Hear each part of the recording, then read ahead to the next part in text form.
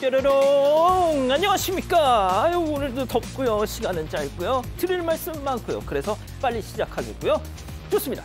진실 추적자 사건 반장 시작합니다. 더워도 너무 덥습니다. 진짜 올여름 온열 질환 추정 사망자 13분이나 됩니다. 이 전기요금 부담되시더라도 에어컨 트셔야 합니다. 우리 집엔 에어컨 없어 하신다면은 쇼핑몰이든 은행이든 에어컨 나오는 데 가셔서 낮 시간 더위라도 꼭 피하십시오. 근데 일본 도쿄에서 지난달 열사병 사망자가 무려 123명이었다는데 그중 대부분이 다 에어컨을 사용하지 않은 고령자였답니다. 꼭이요. 자, 오늘 출연자 소개해 올리죠. 자, 백다희 아나운서, 양지열 변호사, 오윤성 순천향대 교수, 박지훈 변호사 나오셨네요. 안녕하세요. 안녕하세요. 예, 우리 사반 미국에서 열렬히 응원합니다 하신 김춘화님, 사반이 인기 많은 데는 다 이유가 있어요. 똑 부러지잖아 하신 배연옥님, 자, 지난 28일 오후 울산 삼섬항 앞바다에 20대 남성분이 빠져서 허우적대고 있는 걸 우리 신랑 윤영민 씨가 풍덩 입수해서 구조했습니다. 저렇게 상도 받았어요. 완전 멋져 하신 백순정님, 자, 택시에서 지갑 잃어버리는 바람에 신랑한테 혼났어요. 저 때문에 휴가 완전 망쳤습니다. 여봉 미안해 하신 임은경님, 자책 하지 마시고요. 자, 서울 5호선 출근길입니다. 양쪽 쩍벌 아저씨들 틈에 낀 아주머니가 너무 안쓰러워요. 다리 좀 오므려 하신 지선희님, 자, 부산의 정수진님, 인천의 한윤정님, 대구의 임종근님, 최근찬님 모두 사랑합니다. 자, 재미는 물론 의리로 함께 나서 사반뉴스 실용. 예, 대한민국과 전 세계 동포 가족 여러분의 시선을 모아서 출발합니다.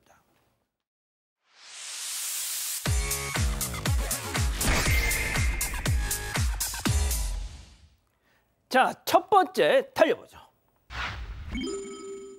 기내식 먹다가 쑥대밭입니다. 자, 몽골로 향하던 여객기가 난기류를 만나서 난리가 났습니다. 제보 영상 만나보시죠. 자, 승무원들이 비행기 선반 꾹꾹 누르면서 승객들 상태를 살피죠. 통로가 그야말로 아수라장. 저거 언제 다 치워 저거. 자, 음식물 뒹굴뒹굴 저기 나이프도 보이고요. 자, 담요도 막 널브러져 있고 아주 전쟁통이 따로 없습니다. 자, 기내식 타임에 저 난리가 벌어진 건데 정말 무섭습니다, 저거. 네, 지난 4일 승객 281명을 태우고 인천에서 몽골로 향하던 여객기가 중국 텐진 공항 부근에서 강한 난기류를 만났습니다. 하필이면 당시 승객들은 기내식을 먹고 있던 상황이었는데요. 여객기는 마치 롤러코스터처럼 급강하하면서 심하게 흔들렸고 기내식 등 음식물이 공중에 떴다가 바닥으로 떨어지면서 쑥대밭이 됐다고 합니다.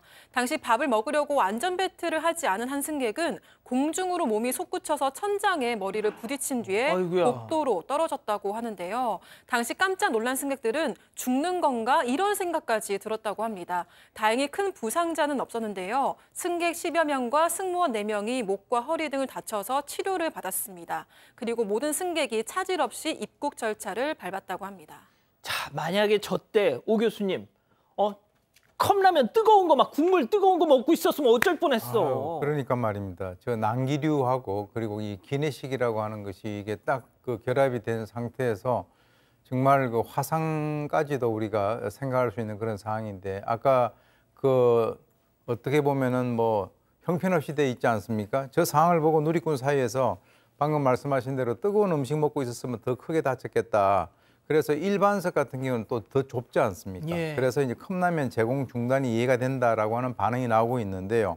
이 항공업계에 따르면 최근 여러 지구상의 기후 변화로 인해서 난기류 발생 빈도가 잦아지고 강도가 더 커지고 있다라고 하는 거죠.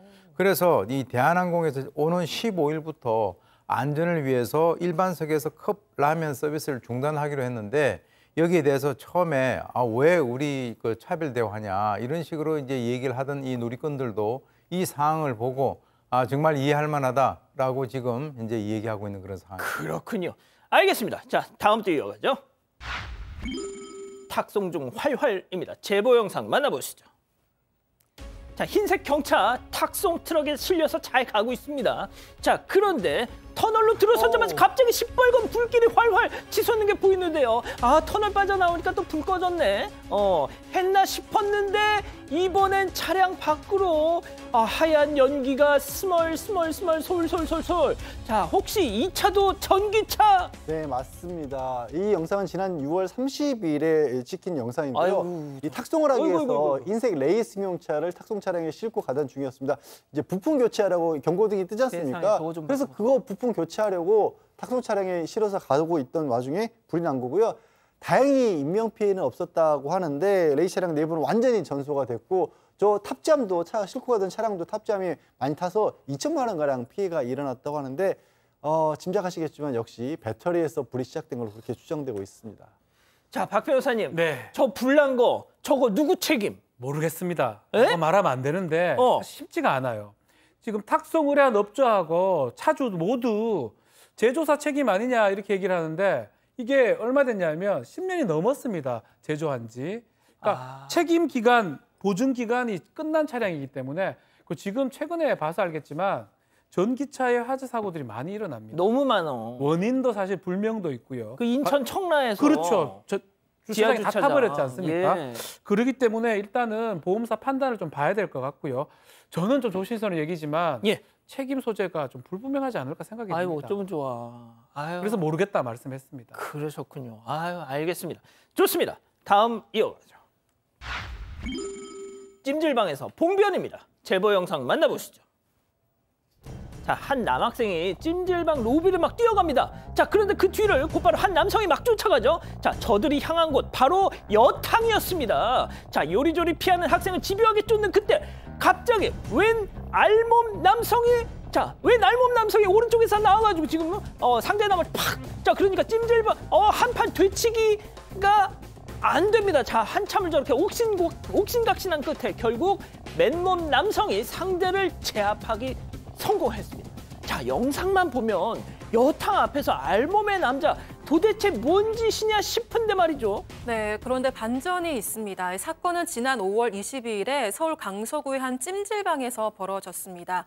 만 14세인 중학생 아들과 아빠가 일부러 사람이 없는 새벽 시간대에 목욕탕을 찾았는데요. 그런데 아들이 혼자서 냉탕에 들어가 있을 때 웬 30대 남성이 나타났습니다. 그런데 바닥 쪽에 침을 콱 뱉더니 냉탕에 들어와서는 아들을 계속해서 쳐다봤다고 합니다. 아빠가 아들을 데리고 나왔지만 남성은 끈질기게 아들을 쳐다봤다고 합니다. 이 때문에 부자는 집에 가려고 옷을 갈아입으러 나가는데요. 역시나 남성이 뒤쫓아왔다고 합니다. 어허. 참다 못한 아빠가 당신 왜 자꾸 우리 아들을 쳐다보냐 이렇게 따졌더니 남성은 제대로 된 대답 없이 아빠를 향해서 욕설을 퍼부었습니다. 아이고야. 아들은 카운터 직원에게 이상한 사람이 있다 이렇게 얘기를 하려고 나가는데요. 아까 영상에서처럼 30대 남성이 뒤쫓아서 갔던 겁니다. 당시 아들은 너무 무서워서 여탕 쪽으로 뛰어갔지만 남성은 그대로 따라왔습니다. 아들을 구하기 위해서 맨몸 차림의 아버지가 뒤따라 나와서 몸싸움이 벌어졌던 겁니다. 그렇죠. 아들이 괴한한테 쫓기는데 언제 옷을 입고 나가고 말고 해요. 그러게나 말입니다. 그런데 도대체 왜 이 중학생을 저 남성이 30대 남성이 쫓아가는지를 모르겠다라는 거예요. 처음에 경찰 조사에서 이 아이가 자기 휴대전화를 가지고 가서 그렇게 쫓아갔다라고 얘기를 했다는데 이 아빠에 따르면 목욕탕에서 만났잖아요. 처음 봤을 때가. 그렇죠. 그러니까 휴대전화 가지고 있는지도 몰랐다, 가지고 있지도 않았다라는 얘기인 거고요. 저렇게 이제 실랑이가 벌어진 끝에 결국에는 이 가해 남성이 뭐 해군 부사관으로 밝혀졌다라고 하네요. 게다가 이 남성, 이 아빠를 쌍방폭행이라고 고소까지 했답니다. 몸싸움 벌어졌다는 이유로. 하지만 다행히도 경찰에서 이건 정당방위가 맞다라고 해서 그걸 받아들이지 않았고요. 문제는 아직도 도대체 왜 저 중학생 아이를 쫓아가는지를 이유를 모른다라는 거예요. 처음에 뭐 술을 마셨다 그런 얘기도 하긴 했다라고 합니다만 어쨌든 지금 중학생 아이 같은 경우는 아직도 두려움에 떨고 있다고 합니다. 박 변호사님, 네. 저 진짜 그래도 정말 뭐 어떻게 보셨어요, 저거? 저거 정말 바늘 도둑이 소도둑 되는 거 아니겠습니까? 좀 조심해야 될 것 같습니다. 네. 알겠습니다. 예, 다음 가보죠. 자, 대범 해지는 바늘 도둑 나왔네. 네, 바늘 도둑입니다. 예. 죄송합니다. 네. 자, 제보 영상 만나보시죠. 자, 골목길로 들어섭니다. 재활용 쓰레기 놓인 곳을 계속 두리번 하고 있는데요. 자, 자, 와서 뭐 할까요? 툭툭 건드립니다. 어허, 그러더니 갑자기 윗옷을 쓱 올리더니 어머, 나 오늘 득템. 자, 그렇습니다. 버려진 빈병을 꺼내서 바지 주머니에 주섬주섬. 아이고 세상에. 자, 또 다른 날 영상 이어서 보시죠. 아, 이번에는 아예 그냥 가방을 들고 왔네 그냥. 아유, 아주 그냥 여기 돈밭이다, 돈밭이야. 괴짝에 있던 빈병을 거침없이 주워 담는데, 아이고 할매요, 할매. 제발 좀 박 변호사님. 자, 이게 바늘도둑이 소개되는 영상인데요. 식당을 운영하는 자영업자인데 공병을 괴짝에 이제 모아서 사실은 업자한테 한꺼번에 수거를 해가지고 파는 그런 상황인데, 계속 공병이 사라진 걸 발견하고 뭔가 나중에 확인해 보니까 범인을 우연히 잡았는데 이 할머니입니다. 근처에 사장님이 계속 이런 게 빈병을 팔러 오는 걸 발견하고 신고를 해가지고 유심히 관찰해서 신고를 하니까 결국 알고 보니까 수시로 이렇게 와가지고 빈병, 공병들을 훔쳐가고 있었고요. CCTV 이렇게 확인한 다음에 그렇게 하지 말라라고 요청을 하니까 그때부터는 사실은 뭐 더 소리 지르기도 하고 내가 언제 절도했느냐라고 얘기를 하고 있고, 아이고. 더 대담해진 것 같아요. 처음에는 병을 가져갔다면 이거는 빈병 한 100원 정도 하는데 예. 옆집에 가가지고 플라스틱 의자도 가져가기도 하고요. 아하, 이런. 또 그 집에 가서 문 잠궈 놓으니까 관찰도 좀 했다고 해요. 뭔가 있냐 없냐. 도둑질을 계속 하려고 했던 걸로 보이고 결국은 지금 신고를 좀 했다고 해요. 왜냐하면 사유지에 침범한 거 아니겠습니까? 아, 맞다. 절도도 절도지만 침범해가지고 이렇게 하기 때문에 경찰에 지금 신고를 했다고 그러고 정말 좀 도둑질 하지 마라라고 부탁을 한 상황입니다. 자, 교수님. 도둑질을 하지 말라고 부탁을 한답니다. 이게 무슨 소리입니까 도대체? 그러니까 사실 저 사람의 그 연령이 있기 때문에 그것을 아주 법적으로 처리를 갖다 해서 뭔가 어떤 사법 처리를 하는 것이 원칙이겠지만, 사실 저 상황에서 그렇게 하는 것 자체가 좀 이렇게 무리하다라고 생각을 해서 그렇게 경고를 하고 있는데도 불구하고 저런 일이 벌어지고 있으니까요. 혹시 이거 보고 계시면 안 하셨으면 합니다. 그러니까요. 좋습니다. 자, 마지막 사연으로 가보죠. 자, 전처와 가족 사진 찍은 남편. 아, 이거 제목만 들어도 뭔가 좀 갸우뚱해집니다. 네, 그렇습니다. 전처와 가족 사진을 찍고 온 남편이 갑자기 이혼까지 요구한다는 사연인데요. 사연자는 50대 여성으로 지금 남편과 재혼한 지는 5년이 됐고 남편 소생인 20대 의붓아들을 두고 있습니다. 남편은 아들이 태어나고 얼마 되지 않아서 아내와 이혼을 했고요. 아들은 처음엔 전처가 키우다가 초등학생 때부터는 남편이 쭉 키워왔다고 합니다.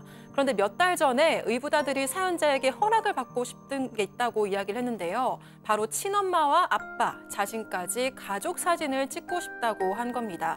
사연자는 아들 입장에서는 그럴 수 있겠다 생각을 했고 나쁜 엄마가 되고 싶지 않아서 허락을 했습니다. 당연히 남편이 반대할 거라고 생각했기 때문에 일단 애써서 쿨한 모습을 보였다고 하는데요. 그런데 반전이 있었습니다. 당연히 거부할 줄 알았던 남편이 알고 보니까 사전에 전처와 사진을 찍기로 동의를 했던 겁니다. 아이고. 남편은 사연자와 어떤 상의도 하지 않았고 결국 어버이날에 사진을 찍고 왔다고 합니다. 와우. 이 사연자는 화가 나서 전처에게 전화를 걸었다고 하는데요. 이혼한 전 남편하고 왜 사진을 찍냐 이렇게 따졌다고 합니다. 그렇죠. 그랬더니 전처는 왜요? 찍으면 안 돼요? 이렇게 되레 사연자에게 따졌다고 하는데요. 아이고. 결국 그날 저녁에 부부싸움을 크게 대판했고요. 남편이 이혼까지 요구를 했다고 합니다. 저한테 어떤 상의도 없이 전처와 가족 사진을 찍고 온 남편 너무 화가 나는데 제가 속이 좁은 건가요? 라고 사연을 보내왔습니다. 그렇군요. 자, 기다리고 기다리셨던 부처 핸즈업 타임 6천여 분의 우리 가족 여러분들 함께하고 계신데요. 채팅창에 OX로 함께 참여해 보시죠. 먼저 사연자 아내입니다. 여보, 아니 여보세요 양지열 씨. 어쩜 사람이 이렇게 잔인하니? 너란 인간보다 네 아들 지훈이가 더 어른 같다. 지훈이야 친엄마니까 그렇다 치지만 넌 도대체 뭔데? 네 지금 마누라는 나야 나. 허락도 안 해줬겠지만 나한테 동의를 구하는 척이라도 했어야지. 손이 발이 되도록 빌어도 될까 말까 하는 판에 뭐 이혼? 야 누가 무서울 줄 알아? 해 이혼! 도그라미. 아, 이 구도 제가 제일 좋아하는 구도. 자, 다음 남편입니다. 이 여편 내가 지금 뭐라고 하는 거야. 그깟 사진이 뭐 그리 대수라고 이렇게 난리를 피워 지금. 지훈이가 지 엄마랑 나한테 하도 사정을 해가지고 사진 한 장 찍은 건데 그냥 모른 척하고 좀 넘어가면 모두가 편할 일을 뭐 이렇게 긁어부스럼을 만들기는. 그럴 거면 애초에 지훈이한테 사진 찍어 말을 말든가 왜 한 입으로 두 말하고 앉았어 X. 괜찮으시겠습니까? 구체적인 뭐 정황을 사실 이 아내 입장에서 보니까 좀 문제가 될 수가 있어 보이긴 한데 사실은 그냥 객관적으로 봤을 때는 그 아들이 요구한 상황이고 전후에 좀 문제가 있는 것 같거든요. 아마 이 지금 아내의 기준으로 계속 쳐다봤기 때문에 그렇고 결과론적으로는 사진 찍기를 허락한 거라 그러면 그 동의를 얻었고 안 얻었고 이거는 두 번째 문제가 아닌가. 아들이 원하고 있고 그리고 찍으라고 동의했던 부분 그거만 생각했을 때는 굳이 남편한테 특히 이거 이혼까지 하자고 할 정도는 아니지 않나. 아마 구체적인 사정 좀 더 물어보면 나올 것 같아요. 자, 양 변호사님. 어떻게 공교롭게도 법조인과 비법조인의 이렇게 2대2로 탁 나눠졌어요. 법조인들은 그런 부분이 있어요. 법조인들은 이렇게 명시적으로 표시한 의사, 말을 바꾸는 거에 대해서 굉장히 융통성 없어. 융통성이 없을 수도 있는데 근데 그것 때문에 저는 한 건 아니고요. 그렇죠. 사실 이 아내분이 서운한 건 이해할 수 있어요. 하지만 무엇보다도 이 남편하고 관계를 중요시하는 게 아니라 이 아들 있잖아요. 아들 입장에서는 아버지, 어머니랑 사진을 찍은 겁니다. 아들에게는 아버지, 어머니인 거예요. 그리고 제가 왜 굳이 이렇게 이 사연을 좀 이해해 주셨으면 하는 바람을 가지냐면 지금 저도 뭐 이혼 이런 사건을 하고 워낙에 지금 이혼이 예전보다는 많아졌습니다. 그리고 재혼 가정도 많이 생기고 이혼 가정도 많이 생기고 그래서 그 자녀들 같은 경우 그 자녀들을 보면요 제일 그 좀 가슴 아플 때가 자녀들의 입장은 사실 나이가 뭐 초등학생, 중학생, 고등학생, 대학생이 돼도 여전히 편치 않거든요. 그렇지 않습니까? 그래서 그런 그 이혼 가정, 재혼 가정의 자녀의 입장에서 조금 더 가깝게 생각을 해주셨으면 이 남편이 아무래도 벌써 한 10여 년도 더 지난 그 전처럼 다시 결합하고 싶은 마음 때문에 저는 사진 찍었으라고 생각이 안 들어서 그래서 조금 속상하시겠지만 봐주시길 바라는 마음이 들었습니다. 양 변호사님 말씀도 좀 설득력이 있습니다, 오 교수님. 예, 저는 뭐 이혼하라 하지 마라 하는 그런 OX 문제라기보다는 일단 뭐 저 재혼한 이후에 저런 게 가운데 이제 어떤 저런 사안들이 끼게 되면 참 애매해지는 것은 사실입니다. 그런데 이제 분명한 것은 이 여성분도 잘못한 부분이 있어요. 어떤 게 있냐면 그걸 처음에 자기는 좋은 엄마의 어떤 이미지를 주기 위해서 허락을 했지 않습니까? 그래서 허락을 하고 난 뒤에 자기 남편은 반대할 것이다 이렇게 기대를 했던 거. 그다음에 이제 그리고 난 뒤에 또 이 전처에게 전화를 해가지고 따지고 싸웠던 거. 이런 거는 제가 봤을 때는 이 제보자가 좀 이렇게 대처를 잘못하신 것 같고요.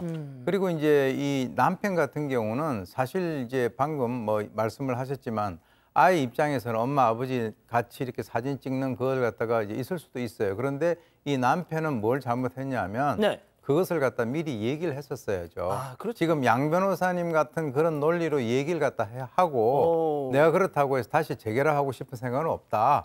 이렇게 얘기를 했었으면 이런 얘기가 문제가 발생이 안 됐을 거라고 봅니다. 그래서 그리고 또 하나는 이 여성의 입장에서는 결혼한 지 5년 됐거든요.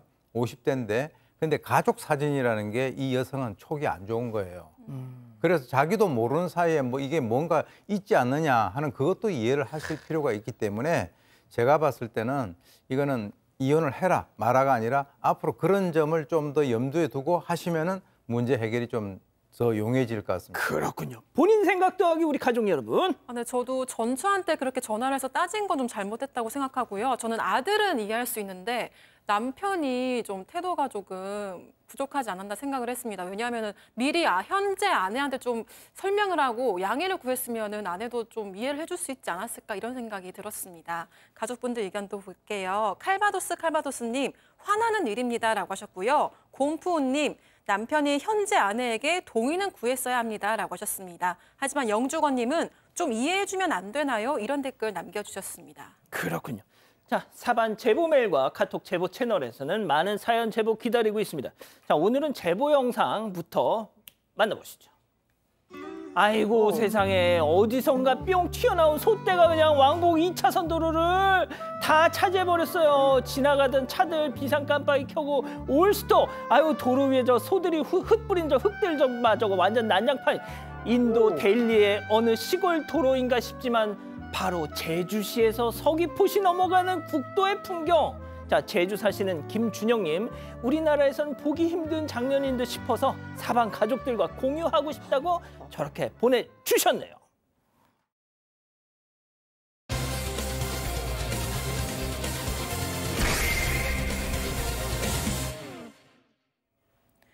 파리올림픽 배드민턴 여자 단식 결승전에서 금메달을 목에 건 안세영 선수. 단식 종목 우승은 남녀 통틀어서 역대 2번째. 게다가 28년 만의 일이라서 기쁨이 더 컸습니다. 그런데 경기 직후 안세영 선수 입에서 예상하지 못한 강한 발언이 쏟아지기 시작했습니다. 배드민턴 대표팀에게 크게 실망을 했다는 안세영 선수. 대체 그동안 무슨 일이 있었던 걸까요? 어제 사건 반장 이제 시작하기 전에 금메달 딴 소식이 들렸고, 이거는 어제 밤 심야부터 막 계속 속보가 막 버버버버 나오더라고요. 네, 그렇습니다. 지금 뭐 잠깐 들으셨다시피 올림픽에서 그 배드민턴이 메달을 땄다는 소식 정말 오랜만에 들려왔거든요. 예. 28년, 그러니까 단식에서 딴 건 무려 28년. 그러니까 1996년도 아틀란타 올림픽에서 땄던 방수혁 당시 선수가 땄던 게 28년 전이었고요. 그 이후에 처음인 겁니다. 복식 기준으로 따지더라도 2008년 베이징 대회에서 이후에 16년 만인데, 그렇게 역사적인 어떤 일을 해낸 우리 안세영 선수가 공동 취재구역 들어가자마자 내가 이 대표팀하고 많이 실망을 해서 앞으로 대표팀하고 같이 가기가 좀 어려울 것 같다라는 얘기를 기자들 앞에서 한 겁니다. 그러고 나서 기자들 그때부터 이제 분위기 짐작가시죠. 막 뒤집어졌을 거 아니에요. 도대체 왜 이러냐. 근데 공동 기자회견에 가서도 대표팀한테 정말 크게 실망을 했고, 그 순간을 잊을 수가 없다라고 이렇게 얘기를 했습니다. 자, 그러면 말이죠. 그 순간을 잊을 수 없다. 실망했던. 이게 무슨 얘기일까요? 안세영 선수 얘기 직접 들어보시죠. 그냥 대처에 대한 그런 게 조금 아쉽게 하고, 시대가 변한 만큼 저는 따라와야 된다고 생각을 하거든요. 그래서 협회가 좀 따라오지 못하는 거에 늘 답답함과 늘 부당함과 그런 게 많이 느껴졌었던 것 같아요. 이렇게 올림픽을 우승하고 싶었고, 또 악착같이 달렸던 이유 중에 하나가 제 목소리에 힘이 좀 실렸으면 좋겠는 바람에 이렇게 정말 힘들게 바쁘게 살았었던 것 같습니다. 자, 그럼 여기서 체크포인트 짚어보죠. 작심 발언 후폭풍입니다. 자, 일단 안세영 선수의 바람대로 목소리에 힘이 실렸으니까 사건 반장에서 지금 이런 내용도 다루고 있는 걸 텐데, 자, 저희 또 그 카메라에 담지 못한 워딩 중에 또 이런 게 있었어요. 꿈을 이루기까지의 나의 이 원동력은 분노였다. 자, 분노. 금메달 따야지 이게 아니라 정말 분노 때문에 여기까지 왔다는 거예요. 네, 사실 안세영 선수가 지난 6월에 좀 의미심장한 이야기를 한 적이 있습니다. 국제대회를 마치고 귀국하면서 올림픽 끝나고 자세한 건 다 얘기하겠다, 이런 언급을 한 적이 있는데요. 이미 작심 발언을 예고했던 게 아니냐, 이런 분석입니다. 그리고 이번 파리올림픽에서 금메달을 얻고 대한배드민턴협회를 향해서 작정한 듯이 이야기를 꺼냈습니다. 22살 안세영이 폭탄 발언을 한 건 지난 2022년부터 자신을 괴롭혀온 무릎 부상을 가벼운 부상으로 잘못 판단하는 등 협회가 안일하게 대처했기 때문이었습니다. 안세영은 지난해 10월 중국의 차오니페이와의 아시안게임 결승전에서 무릎을 다쳤었는데요. 첫 검진에서 짧게는 2주 재활 진단이 나와서 큰 부상을 피할 줄 알았지만 재검 결과 한동안 통증을 안고 뛰어야 한다는 소견이 나왔습니다. 안세영은 재검진에서 부상이 심한 걸로 드러났던 상황을 떠올렸는데요. 처음엔 오진이 났던 순간부터 계속 참으면서 경기를 했는데 작년 말에 다시 검진을 해보니 많이 안 좋다라면서 꿋꿋이 참고 트레이너 선생님이 도와주셔서 여기까지 올 수 있었다, 이렇게 얘기했습니다. 자, 진짜 그 아시안게임 결승전, 항저우 아시안게임 결승전 다 기억하시잖아요. 보는 사람들이 힘들 정도로 너무 고통스러워했잖아요. 계속. 그런데 그게 정말 그 부상, 그걸 계속 안고 여기까지 온 겁니다. 자, 그렇죠. 박지훈 변호사님이 또 이 배드민턴에 일가견이 있으시잖아요. 저 안세영 선수와 비교할 정도는 아니지만 배드민턴 고시 공부할 때 좀 많이 했었습니다. 그러니까 그때 뭐 별칭도 있었다고. 나르는 돈가스라고 이렇게 스매싱을 좀 잘해서. 나르는 돈가스. 예, 좀 뚱뚱한데 좀 그 아주머니들하고 이제 고시 공부할 때 신림동 거기를 다 휘어 잡으셨다고. 조금 동네 조금 했었습니다. 뭐 안생 선수와 비교할 정도는 아니, 아니고요. 그렇죠. 그만큼 배드민턴을 제가 매우 좋아하고 이번에 경기를 좀 많이 봤었는데 안타까운 소식들이 좀 그 부분이거든요. 왜 이렇게 이런 인터뷰를 하게 됐냐. 현지에서도 지금 사실은 발목 부상을 좀 입었던 것 같아요. 조치를 취해야 되는데 이 협회 수뇌부에서 상대한테 혹시 정보가 들어가면 안 된다. 이래서 끝까지 쉬쉬하라고 했던 것 같고요.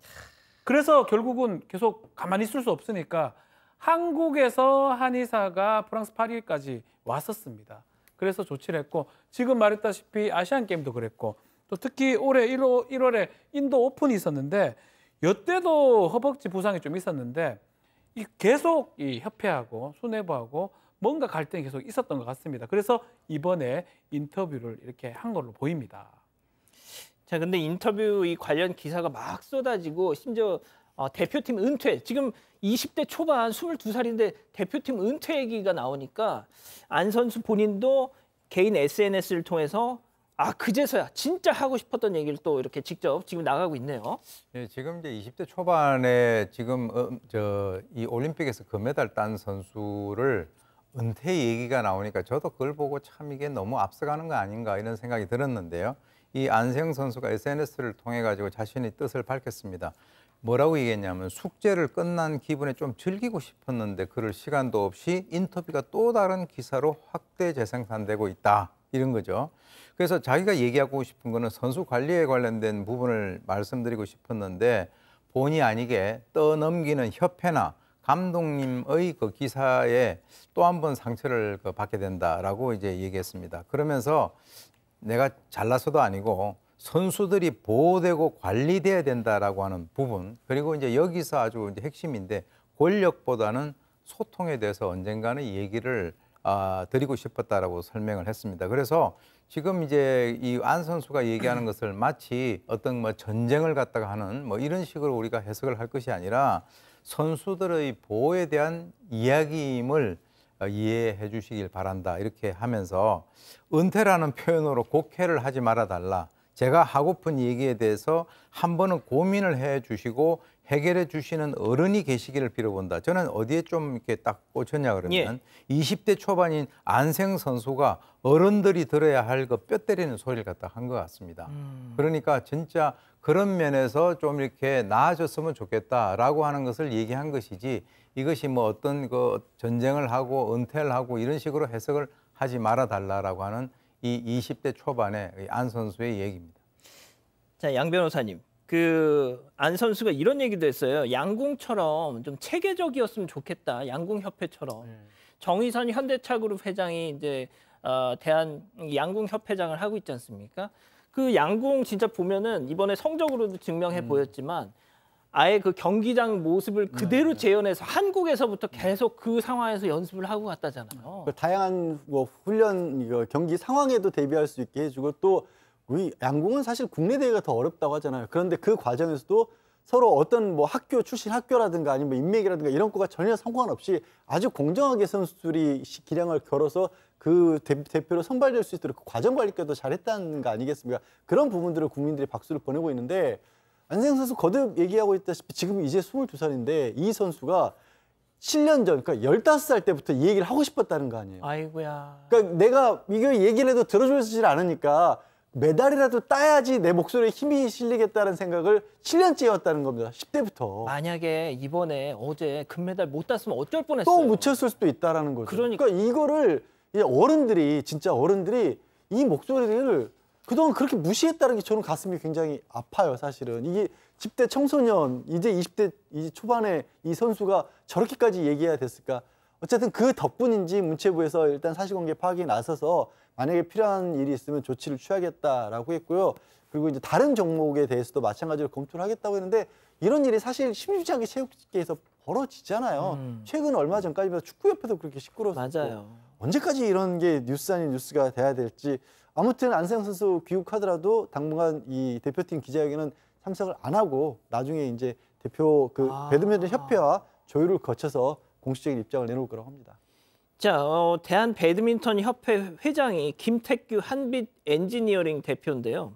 엘리트 체육인 출신도 아니고 뭐 정의선 현대차그룹 회장처럼 뭐 이런 대기업 총수도 아니고 그냥 동호인 출신이라고 하더라고요. 근데 들으신 것처럼 문체부가 이제 사실상 사실관계 파악을 하겠다고 입장을 내놨고 지금 대통령실까지 등판을 했어요. 네, 맞습니다. 대통령실 고위 관계자는 안 선수가 문제를 제기한 만큼 올림픽이 끝나는 대로 문체부가 정확한 진상조사에 나설 필요가 있다며 강 건너 불 보듯 할 수는 없는 일로 안 선수와 협회의 입장을 듣고 공정히 처리할 거라고 얘기를 했습니다. 그러면서 안 선수의 폭로는 윤석열 대통령도 인지하고 있는 사안이라고 전했습니다. 누리꾼들도 어린 선수가 오죽하면 그런 생각을 했을까? 협회는 선수들이 생각하고 있는 문제점이 뭔지 파악해서 대처해야 한다. 용기 있는 발언입니다라면서 응원의 메시지를 보냈는데요. 또 국민신문고를 통해서 문화체육관광부에 대한배드민턴협회에 대한 감사를 요구했다. 이런 댓글도 있었습니다. 자, 과연 네. 대한배드민턴협회가 지금까지 계속 잘해오다가 이번만 이랬던 것이냐? 그럴 리가 없죠. 예전부터 이렇게 비판, 여비를 사용한다든지 선수 선발에 개입했던 이런 비판들이 계속 있었는데요. 몇 가지 예만 들어보면 2018년도 아시안게임 할 때 2020년도 도쿄올림픽 그 경기를 위해서 선수 좀 교체를 해라, 세대 교체를 좀 해라라고 조치를 해가지고 결국 선수를 계속 바꿨고요. 2018년도 자카르타 아시안게임에서 노메달에 그칩니다. 그뿐만 아닙니다. 2018년도 중국 그 선수권대회 있었는데 그 참가하는 과정에서 선수가 6명이 갔고 예. 임원이 8명이 갔는데 아이고. 임원은 비즈니스를 타고 가고요. 선수는 이코노미를 타고 갑니다. 반대 아닙니까? 임원이 뭐 하는데요? 그래서 돈도 선수 6명에 383만 원을 썼으면 비즈니스 8명에 728만 원, 2배 가까이 사용을 해서 뭔가 뭐 잘못됐다. 임원 여비는 펑펑 쓰고 선수 지원 안 하고 그래서 비판이 꽤 있었는데 아니 몸이 재산인 선수들이 그 비좁은 이코노미에 앉아가지고 이러고 가요? 최소한 임원들이 그 자기들이 비즈니스 하면 안 되지요. 뭐 하는데 그렇답니까? 그래서 비판이 있었는데 이번까지 겹치니까 여론이 좀 수긍하는 모양새입니다. 그렇군요. 뭐 아무튼 뭐 문체부에서 좀 속속들이 볼 것 같은데요. 지금 또 안 선수가 귀국 후에 또 어떤 얘기를 할지도 주목을 해봐야 되겠네요. 이렇게 정리하고요. 두 번째 사건 이어갑니다.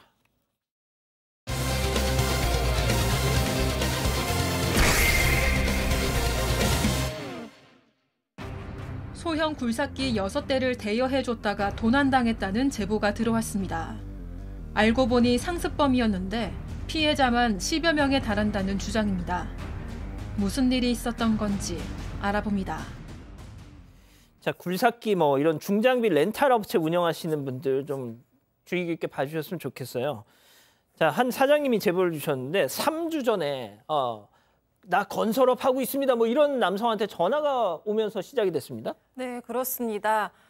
제보자인 사장은 인천에서 굴삭기 렌탈 업체를 운영하고 있습니다. 지난 7월 18일에 한 남성에게 전화가 왔는데요. 자신을 건설업자라고 소개하면서 상하수도 공사를 하는데 소형 굴삭기 한 대가 필요하다 이렇게 이야기를 했습니다. 그래서 사장은 사업자 등록증을 보내달라고 했고 문자로 먼저 받았다고 합니다. 그리고 매매 계약서는 만나서 쓰자고 했고 다음 날에 만나기로 약속을 잡았다고 합니다. 자, 그래서 사장님은 화물차에 굴삭기 한 대를 탁 싣고 그 알려준 주소로 직접 몰고 가서 만났대요. 자, 사장님 얘기 들어보시죠. 저희가 이제 주소 받고 사업자 등록증 받고 이제 신분증 받고 그리고 갖다 줘서 그때 거기에서 만났죠. 뭐 팔에 문신 있고 얼굴이 조금 영상 보는데 사람이 되게 딱딱하네. 자, 사업자 등록증, 신분증. 예. 아니 뭐 더 확인할 것도 없잖아요. 게다가 직접 만났잖아요. 처음 만났을 때 이 남성이 직접 외제차, 꼭 외제차가 등장을 합니다. 외제차를 몰고 와서 정말 뭐 인상도 좋고 싹싹하고 그래서 뭐 얘기한 것처럼 신분증도 찍고 계약서도 다 받고 그랬답니다. 팩스로 계약서는 그 다음날 받기도 했고요. 그렇게 굴삭기 한 대를 이제 빌려줬는데 그러고 나서 그 다음날 또 전화가 왔더래요. 이게 공사 구간이 길어서 굴삭기 한 대가 더 필요하다라고 얘기를 하답니다. 그런 식으로 해서 뭐 한 대 더 빌리겠다 해서 총 6대를 굴삭기를 빌려갔다고 합니다. 그런데 이게 빌리는 방식이 처음에는 저 남성을 직접 만나서 빌려주는데 한번 계약을 했으니까 계약서도 작성해놨으니까 직접 만날 필요가 없잖아요. 그래서 필요하다는 공사 현장에 직접 굴삭기를 가져다 놓고 그다음에 이 사장님이 사진을 찍어서 나 여기다 가져다 놨습니다라고 해서 사진을 찍어 보내는 걸로 대신했답니다. 그런 식으로 6대를 빌려줬는데 예. 지난 7월 30일이었대요. 그때도 마찬가지로 굴삭기를 이제 원하는 장소에 가져다 놓고 사진 찍어 보낸 다음에 이 식사 시간이 돼서 근처에서 점심 식사를 하고 다시 나가는 길에 우연히 자신이 빌려준 굴삭기를 이 트럭에다 싣고 있는 모습을 봤답니다. 내 굴삭기를. 예. 아니 그래서 왜 지금 여기서 공사한다 그래서 여기다 놓고 나는 가려고 했더니 왜 싣냐고 그러니까 아 현장이 문경에도 공사 현장에 있어서 문경에서 쓰려고 지금 화물차에 실는 겁니다. 아, 그럼 처음부터 문경으로 갖다 달라고 해야죠. 그러니까 이제 이 사장님은 처음에는 아 여기서 공사를 끝내고 여기 문경으로 가나 보다. 그래서 화물차 기사분한테 어디 가시냐고 하니까 문경 간다고 그래서 아 그럼 운전 조심하십시오 이렇게 보냈답니다. 벌써 쎄합니다. 많이 쎄해요. 이상합니다. 예, 그래서 연락을 계속 취합니다. 연락을 취하는데 연락이 안 됩니다. 전화도 안 되고 문자도 안 되고 그래서 그 건설회사하고 휴대폰 이걸로 검색을 인터넷에 해보니까 아 문제의 글들이 왜요? 검색이 됩니다. 왜? 지금 세금 밀린 차량 그리고 넘버 없는 차량 삽니다라는 글을 발견하고 이거 뭔가 잘못됐다 싶어서 거래처에 전화를 돌리고 렌탈 업자들한테 얘기를 해보니까 5월달, 6월달부터 이 사람이 사기친다라고 조심해라고 카페에 글들이 올라왔다는 얘기를 들었다고 합니다. 그 사람 이름 뭐예요? 하니까 임땡땡이라고 하고 같은 사람이라고 확신이 들었고요. 그래서 현장에 가봤어요. 근데 굴삭기 정말 없고요. 매매 계약서 그 보낸 팩스에 네. 그 주소 검색을 해보니까 용인에 있는 문구 제품 아이고야. 파는 주소입니다. 결국은 남성 연락 안 되니까 지난 1일 날 온라인 카페에 글을 올렸다고 합니다. 자, 이 사장님이 저희한테 제보해 주신 사장님이 온라인 커뮤니티에 이 분노의 이 고발 글을 탁 올립니다. 자, 그런데 그 글을 올린 바로 다음 날 그렇게 뭐 전화니 문자니 해도 응답이 없던 그 남자 전화가 왔다는 겁니다. 그러면서 이런 말을 했다는 건데요. 체크포인트 짚어보죠. 아, 글 좀 내려주세요 라고 했다는 겁니다. 두 사람 통화 내용 직접 들어보시죠. 장비 다 찾으시 못 찾으셨어요? 제가 처음 갖다 드린 거 그거는 이제 확보가 됐는데요. 총 6대지 않습니까 저희가? 네. 장비가 딴 거였나? 아닌데 그거 지게차였나? 그거 그 사람이? 다 핑계 있으시니까 제가 5월 19일에 오토바이 사고를 하면서 이제 합의를 해자 그래서 안 하면 형사고 그걸로 하겠다 그래서 이제 장비를 바뀌어서 이렇게 된 거죠. 사장님 이거 진짜 큰일 나요. 사장님 그럼 저 이후에는 안 하신 거예요? 네 지금 아예 안 했습니다. 범죄가 커지면 안 돼서 저도 글 좀 한 번만 내려주십시오. 법에 드리면. 자, 아니 이 온라인 커뮤니티 글을 올린 것 때문에 저렇게 부들부들하면서 전화까지 했는데요. 지금 예. 방송에까지 나오고 있습니다. 그렇습니다. 이 제보자 입장에서는 뭐 고가의 물건이 남의 손에 지금 들어가 있는 상태니까 저런 식으로 뭔가 어떤 그 뭐 커뮤니티에 올려서라도 뭔가 받아내야 되겠다는 생각을 갖다 하신 거죠. 그래서 바로 이제 글을 딱 올린 다음 날 2일 날 지난 2일에 이 남성에게 전화가 왔다는 거죠. 방금 들으신 대로 뭐 자기가 아주 떳떳하게 하면서 또 저는 좀 주목되는 부분이 있습니다. 예, 자기가 범죄를 저질렀다고 자기 입으로 얘기했어요. 그러네요. 예, 범죄가 커지면 안 되니까. 예, 자기 범죄자라고 자기가 고백을 했습니다. 그런데 이 사장님 같은 경우는 굴삭기 행방을 알려주면 글을 내려주겠다고 하면서 장비 위치를 알아야 이 회수를 하니까 예. 일부러 이제 질질 끌면서 대화를 갖다 했는데 이 남성은 이 사장에게 일부러 거기 올리시는데 뭐 댓글에 가족 욕도 나오는데 부탁드립니다. 그렇게 부탁드리려고 했는데라고 하면서 그 글 내려달라고 하는 내용의 문자까지 보냈다라고 하니까 저는 바로 이 사람은 자기는 범죄 저지르고 있는데 자기 가족들의 안위는 상당히 생각을 하고 있는 것 같습니다. 그러니까요. 그 사진 좀 띄워주세요. 아까 그 검은 눈만 가린 거. 예. 지금 저 남자고요. 뒷모습이고요. 잠시 후에 이제 얼굴이 나올 텐데, 자 86년생 임동민입니다. 뭐 일단 저희가 얼굴은 공개 않겠습니다만 빨리 저 지금 검은색 실선을 칠한 저 남성이에요. 대강 아시는 분들은 아실 것 같습니다. 86년생 임동민. 자 사장님이 지금 이 뺏긴 그 굴삭기 중장비 찾아야죠. 네, 이 남성은 중고거래 사이트에 굴삭기를 판매하는 사진과 글을 올렸다고 합니다. 정상가는 2,000에서 2,800만 원 정도인데 700에서 900만 원으로 저렴하게 팔았다고 합니다. 남성은 구매를 하는 사람들에게 건설 회사를 운영하고 있는데 폐업을 해서 싸게 파는 거다, 이런 식으로 이야기를 했다고 하고요. 그 글을 보고 충주와 문경 등에 있는 사람들이 구매를 했다고 합니다. 농민 등 일반 사람들이 구매를 했고 판매업자가 사기도 했다고 합니다. 사장은 총 4대를 회수했고요. 2대는 아직 미회수한 상태라고 합니다. 판매업자가 구매한 것 중 한 대는 그 사람이 원주 지역의 사람에게 담보로 굴삭기를 맡겨놓은 상태여서 아직 회수를 하지 못했다고 하고요. 또 다른 한 대는 남성에게 구매를 한 사람도 신고를 한 상태로 수사 결과를 보고 얘기를 다시 하기로 했다고 합니다. 자, 양 변호사님, 그 피해자가 한둘이 아니에요, 지금? 아닙니다. 예를 들어서 또 다른 제보자분은 경기도 시흥에서 렌트업을 하시는데요. 이분 또 7월 초에 조금 전에 있던 그 임 씨에게 7톤짜리, 4톤짜리 지게차 2대 지금 보시는 거를 빌려줬다가 사기를 당한 겁니다. 저 와중에도 글쎄요, 아까 그 차인지 모르겠는데 이거 또 임 씨가 내가 타고 다니는 차라면서 비싼 억대의 차량을 또 찍어서 보내기도 했다라고 합니다.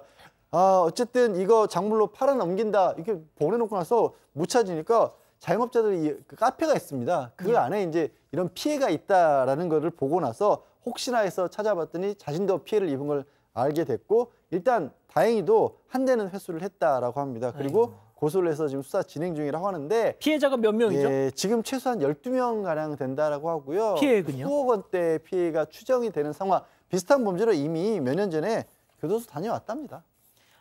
이제 동종 전과가 있군요. 네. 자, 박 변호사님. 네, 이러면 이거 뭐 금방 잡을 수 있는 거 아니에요? 사실 그 검정색 그 줄만 빼뿌리면 금방 잡는 거거든요. 다시 한번 보여주세요. 검정색 줄을 빼면 외관이 그대로 나오기 때문에 사실 안타까운 부분이에요. 전과도 있고 본인이 어쩌면 자백도 했고 피해도 확실하고 그런 상황이라면, 그리고 계속 앞으로 반복될 여지도 있는 거 아니겠습니까? 박 변호사님, 저 그 검은 줄 없는 것도 있는데 보여줄까요? 아니요. 아직 법상으로 좀 그러니까 문제가 되고요. 그렇지만 이제 형태가 지금 거의 알 수 있을 것 같습니다. 그렇기 때문에 또 이렇게 말씀한 이유 중에 뭐냐면 또 돌아다니면서 또 피해를 입힐 가능성이 있기 때문에 제보를 했다고 하고요. 빨리 좀 잡혀야 된다. 경찰이 좀 빨리 좀 작동해달라라고 간절한 마음을 전하고 있습니다. 자, 저희 제작진이 오늘 이걸 준비하면서도 이 임동민 씨한테 전화를 했지만 뭐 안 받죠. 당연히 전원이 꺼져 있습니다. 빨리 자수해서 광명 찾으세요. 예, 당장 이 방송 끝나고 뭐 오늘 밤 혹은 내일 아침이라도 경찰서 꼭 제발로 걸어 가십시오. 자, 이렇게 정리하고요. 세 번째 사건 이어갑니다.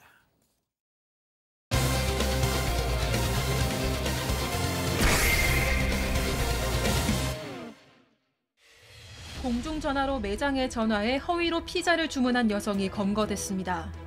경찰이 아르바이트생인 척 연기하면서 통화를 이어간 끝에 여성이 있던 공중전화 위치를 파악했습니다. 당시 상황을 짚어봅니다. 자, 저희가 먹튀, 진상, 뭐 별의별 인간들, 죄송합니다. 별의별 사람들 다 전해드리잖아요.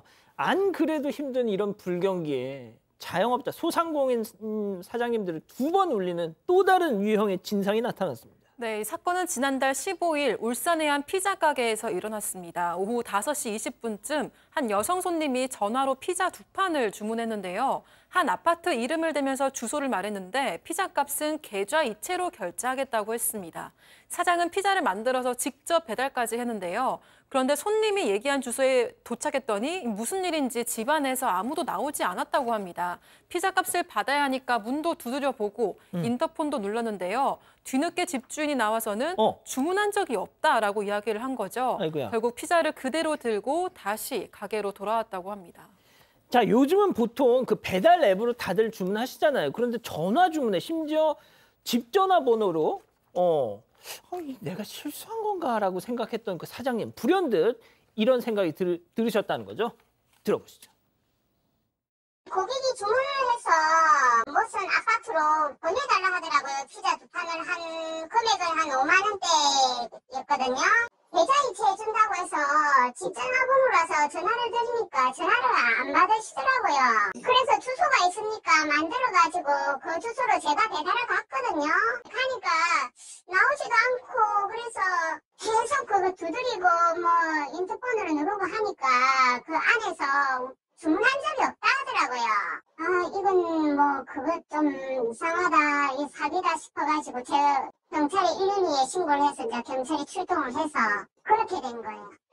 자, 그래서 그 이후에 어떻게 됩니까? 일단 돌아와서 들으신 것처럼 배달 갔다가 배달을 못했고 거기에 사람이 살지 않는다라는 거 알았고 근데 집 전화번호가 있었지 않습니까? 그래서 다시 전화했는데 전화를 안 받아서 결국 경찰에 신고를 하셨다라는 건데요.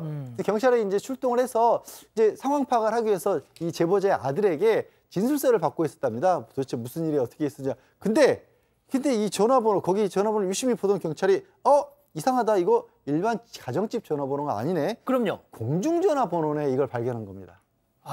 공중전화에서 걸려왔던 번호다.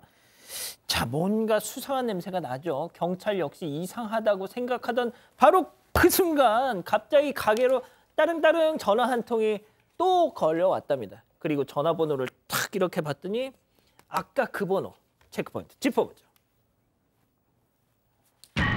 배달 왜 안 와요? 자, 공중전화 번호로 걸려온 전화 너머로 여성이었군요. 태연하고 뻔뻔하게 되레 따지더랍니다. 그리고 그 전화를 경찰이 넘겨받았는데 자, 무슨 대화를 나눴을까요? 당시 통화했던 경찰 얘기 그리고 실제 통화 내용 들어보시죠. 전화 왔던 번호를 확인을 했는데 같이 간 그 사수분이 공중전화라고 얘기를 하시더라고요. 공중전화구나 하고 이제 진술서 받고 있는데 다시 피자 가게에 전화가 와서 제가 전화 받아서 처음에 뭐 왜 피자가 배달이 안 오냐 뭐 그렇게 얘기를 하시길래 제가 오늘 알바 처음인데 다른 데로 보냈다고 얘기를 했어요. 다시 만들어야 될 것 같은데 주문 확인을 좀 하겠다. 맞는지 확인 한 번 더 하고 또 실수하기가 너무 죄송스러우니까 한 번만 더 확인하겠다고. 그런 식으로 이제 계속 시간 끌면서 이제 전화를 계속 하니까 이제 이 사람도 끊을 생각이 딱히 없더라고요. 저는 이제 하다가 중간에 화나서 끊으면 어쩌지라고 생각을 했는데 공중전화다 보니까 돈 넣으면 그 돌아가는 소리가 있잖아요. 시간이 모자라니까 그 공중전화가 돌아가는 소리가 또 들리더라고요. 자, 경찰관 이 기지가 정말 뛰어나네요. 네, 그러니까 이제 이 경찰관이 만약에 그렇게 하지 않았으면 잡기 어려웠을 겁니다. 그 이제 전화가 왔지 않습니까? 전화가 왔는데 그 공중전화 번호가 그대로 온 거죠. 그러니까 이제 거기서 거는구나. 그런데 지금 이 여성이 배달 왜 안 와요? 왜 그런 얘기를 했을까요? 이거는 그 상대를 갖다 독촉하면서 심리적인 압박을 주는 거예요. 그러면서 심리적인 우월감을 느끼는 겁니다. 그런데 바로 이 출동한 이 경찰 이분이 좀 이제 나이가 그 젊으신 분 같은데 기지를 발휘해서 죄송합니다. 제가 아르바이트 첫날이라서 잘못 보냈습니다. 뭐 괜찮으면 다시 만들어 보내드리겠습니다. 이러니까 이 여성은 더 기분이 좋아진 거예요. 그렇게 해주세요. 저 악이 있으니까 벨 누르지 말고 문 앞에 계좌번호 또 거기 가면 또 아무 사람이 없는 겁니다. 예. 그러니까 또 끊을 생각을 하지도 않고 계속 자기 동전을 넣어가면서 따그닥 지금 하고 있다는 거는 이거는 금전 목적의 범죄가 아닙니다. 왜냐? 자기 돈을 쓰잖아요. 예. 내면적으로 남을 골탕 먹이면서 거기에서 심리적인 어떤 그 우월감 이런 것을 느끼기 위한 그런 목적의 범죄니까 내가 얘를 조종하고 있다. 조종하고 내가 하고 싶은 대로 하면 또 이제 이 사람이 가서 골탕 먹을 거 아닙니까? 그걸 목적으로 하는 그런 범죄다 이렇게 보입니다. 자, 박 변호사님. 예. 그런데 그런 얘기를 했었잖아요. 아까 네. 경찰이 혹시 상대가 끊을까 봐 되게 조바심 났었다. 그렇죠. 우리가 뭐 영화나 드라마 보면 경찰들이 막 좀 시간 좀 더 해라. 위치 추적하기 위해서 한 겁니다. 어디서 전화를 거는지 확인하려고 시간을 알바생인 것처럼 해서 주소가 잘못됐으면 어떡하죠? 또 만들어야 되는데 라고 약간 연기를 했던 것 같고요. 이렇게 전화 받는 사이에 경찰은 또 출동을 해가지고 이 여성이 어디서 전화를 걸고 있고 확인을 한 걸로 보입니다. 지금 얘기 들어보면 본인이 지금 좀 전에 얘기를 했지만 본인이 동전 넣어가면서 계속적으로 전화를 하고 있었고 그래서 옆에서 이 출동했던 경찰이 검거까지 가능했던 것 같습니다. 자, 지금 우리 가족 여러분들도 딱 그 말씀하고 계세요. 제가 이 사건을 접하면서 가장 이해가 안 됐던 게 죽을 만큼 더운 날에 공중전화 부스 안에 들어가가지고 더워 죽겠는데 자기 돈 써가면서 이 짓을 왜 하냔 말입니다. 그러니까 이제 인간이라고 하는 존재는 저희가 통상 참 이해하기 힘든 저런 시간이 있으면 차라리 가가지고 어디 낮잠이나 자는 거고 아니면 책이라도 보지. 그래서 이제 그 잡힌 여성은 이 경찰 조사 과정에서 자기가 한 사실이라고 뭐 얘기할 수밖에 없죠. 바로 현장에서 검거됐으니까. 그 왜 그렇게 했느냐 그랬더니 평상시에 그냥 악감정이 있었던 가게다. 골탕 먹이려고 했다. 그러니까 악감정이 구체적으로 뭔가는 얘기를 하지 않았습니다. 그래서 결국 이 여성은 업무방해죄로 검거가 됐고요. 경찰은 이런 신고가 요즘에 자주 들어온대요. 여기뿐만 아니라. 그래서 다른 집으로 배달을 시켜놓고 그 문 앞에 있는 음식물을 또 가져가는 그런 가져갈 수 사람들도 있어요. 맞아요. 그래서 허위 주문해놓고 음식 안 왔다고 다시 가게로 전화해서 덜미가 잡힌 케이스는 이번이 처음이라고 합니다. 자, 사장님이 그 진짜 정말 꼭 하고 싶은 말씀이 있다고 하셨어요. 잠깐 들어보시죠. 아니 속상하고 우선 왔다 갔다 하는 그 시간에 또 주문도 계속 들어오는 바쁜 시간대니까 우선 좀 그렇죠. 속상하죠 말이야. 해결을 못할 것 같은 그냥 신고만 하자 이런 식으로 했는데 해결될 줄 몰랐거든요. 그래서 뭐 경찰한테 우선 너무 감사하고 그리고 그 여자분이 왜 그렇게 행동했는지 모르겠어요. 5만 원 결국 못 받으셨네. 그 돈 5만 원도 그렇고요. 도대체 아까 이 그 업무방해를 했던 여성 악감정이 있었다 그랬잖아요. 이 사장님은 누군지도 모르겠고 도대체 무슨 악감정이라는 건지 이것도 모르겠다라는 거고요. 그리고 이게 지금 5만 원이라는 돈이 이 자영업 하시는 분 입장에서는 요즘에 경기도 워낙 안 좋고 자영업도 힘들지 않습니까? 그동안에도 뭐 음식 시켜놓고 음식 안 왔다 없었다 이런 일이 있었어도 또 이렇게 황당하게 뭐 자기는 장난일지 모르겠지만 장사하시는 입장에서 큰 피해를 입은 거고요. 누리꾼들도 이 내용을 보고 다 같이 분노를 하고 있고 특히 비슷하게 일을 하시는 분들 요즘에 얼마나 힘든데 이런 도대체 왜 저러고 사냐. 그리고 한편으로는 또 비슷한 일을 겪었다는 분들도 많습니다. 이게 근데 문제를 공통적으로 지적하는 게 이 처벌이 제대로 안 이루어지니까 솜방망이 처벌이니까 이게 안 끊기지 않느냐. 우리가 좀 사건 관련해서 자주 다뤘던 무전 출식, 무전 승차, 무임 승차 있지 않습니까? 예. 이것도 어제 그 경찰청에서 발표한 자료 보니까요. 지난해 12만 건이 넘었대요. 하루에 전국적으로 하루에 330건이 넘게 일어나고 있는 겁니다. 세상에. 그러니까 이 사업하시는 이 일하시는 분들 얼마나 힘들다는 얘기예요. 뭐 사건 반장은 이제 많은 제보가 들어오니까 뭐 그렇긴 한데 말이죠. 그렇게 많으면 말이죠. 너무 많은 거죠, 사실. 예. 자, 박 변호사님. 이게 악의적 업무방해 아니겠습니까? 아니, 법적인 거 말고요. 예. 아니, 정말 때. 바늘 도둑이 소도둑됩니다. 이 30대 여자. 그래서 법적 얘기를 그래서 얘기 안 바늘 했었으니까 도둑이 소도둑돼요. 이거 버르장머리를 고쳐놔야 돼요. 이거. 좀 강하게 처벌해야 돼요. 예. 업무방해 기준이 뭐냐면 아까 그러셨잖아요. 바늘 도둑. 네. 작은 금액이면 그만큼 봐주잖아요. 근데 바늘 도둑이 소도둑되기 때문에 이럴 때 몇만 원 했을 때 좀 처벌하든지 강하게 해야 됩니다. 안 그러면 이 사람 다음에는 몇십만, 몇백만 원 할 수 있거든요. 바늘 도둑이 소도둑될 수 있습니다. 자, 우리 가족 여러분들도 정말 기가 차시네요, 지금. 네, 경미호님은 선불금 입금제도 사용하세요라고 하셨고요. 알고리즘님 적극 수사 존경합니다. 경찰관님 이런 댓글 남겨주셨습니다. 그러니까요. 자, 세 번째 사건 이렇게 정리하고요. 잠시 전화 한 말씀 듣고 오겠습니다. 모르고 어떡하지? 프러쉬! 식물의 놀라운 세척력을 찾아내다. 프러쉬 알로에베라 세탁세제. 섬유 사이 얼룩까지 깨끗하게. 이 맛에 프러쉬 쓰지. 프러쉬.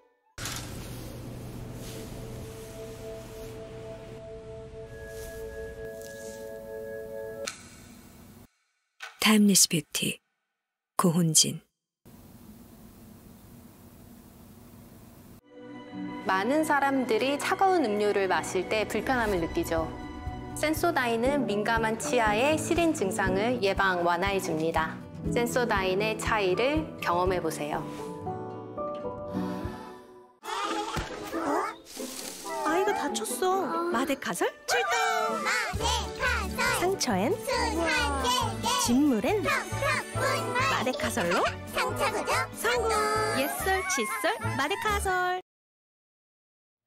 사랑하는 사건 반장 가족 여러분, 시원한 밤 보내시고요. 저희는 내일도 사반 750 저녁 7시 50분에 다시 옵니다. 안녕히 계십시오.